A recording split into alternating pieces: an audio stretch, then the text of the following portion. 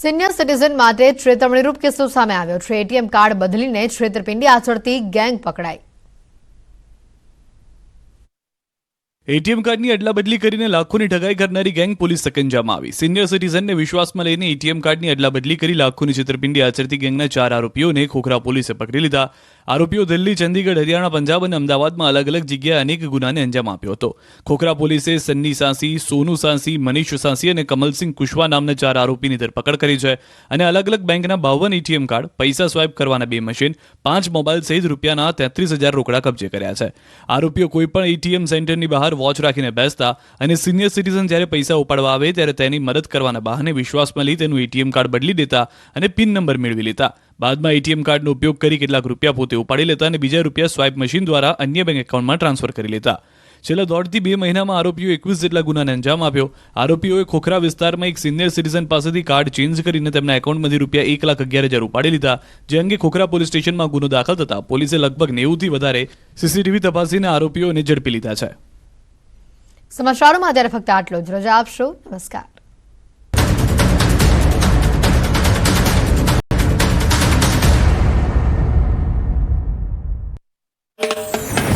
March મહિનામાં કરા સાથે વરસાદ ખાબકશે। માવઠાના માર બાદ ઠંડીનો ચમકારો।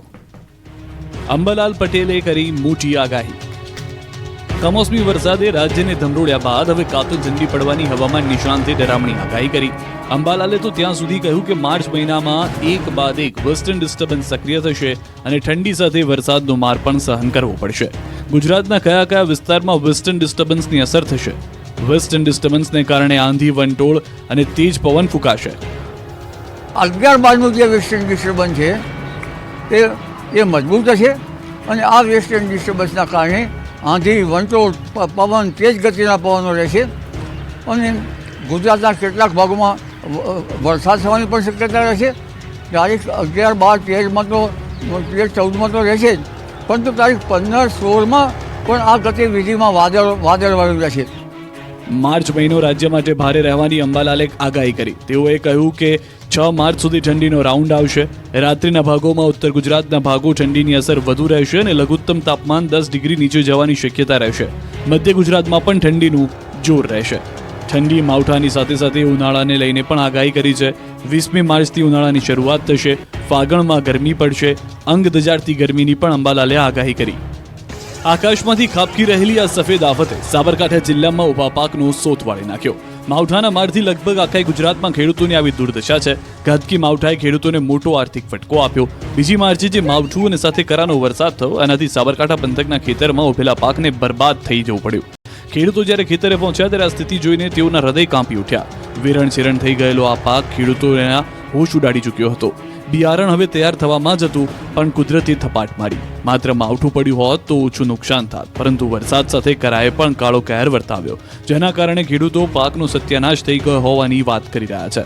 સાબરકાંઠા જિલ્લામાં કમોસમી વરસાદ ત્રાટકતા ઈડર, વડાલી, ખેડબ્રહ્મા, પોશીના, હિંમતનગર સહિતના વિસ્તારોમાં મોટા પાયે નુકસાન થયું।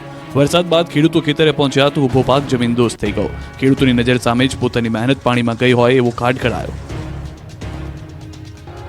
માવઠાના મારની એક થપાટ વાગી અને ખેડૂતોએ મહા મહેનતે વાવેલો પાક જમીન દોસ્ત થઈ ગયો।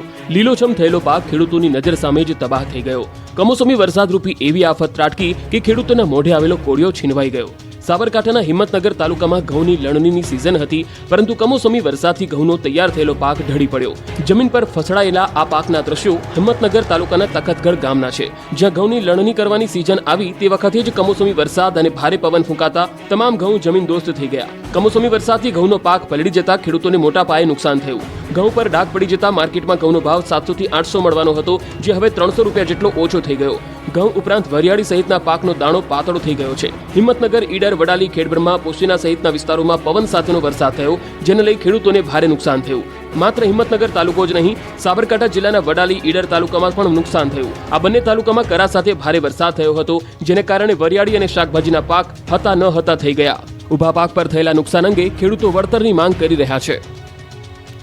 4 મહિનાની મહેનત 4 મિનિટમાં સપાટ થઈ ગઈ। અરવલ્લી જિલ્લો જ નહીં, ગુજરાતના મોટાભાગના જિલ્લામાં પવન સાથે ત્રાટકેલા માવઠાએ સોથ બોલાવી દીધો। ઘઉં, મકાઈ, વરિયાળી ઢળી પડતા ખેડૂતોએ મોટી નુકસાની સહન કરવાનો વારો આવ્યો।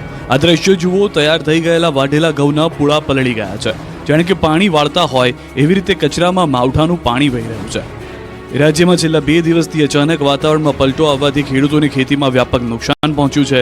ત્યારે અરવલ્લી જિલ્લામાં કમોસમી વરસાદથી ખેડૂતો મુશ્કેલીમાં મુકાયા છે. અરવલ્લીમાં રવિ પાકમાં વાવેતર કરાયેલા ઘઉં, મકાઈ, વરિયાળી, બટાકા જેવા પાકોમાં ભારે નુકસાન પહોંચ્યું. માત્ર થોડી જ મિનિટો માટે ત્રાટકેલા મિની વાવાઝોડું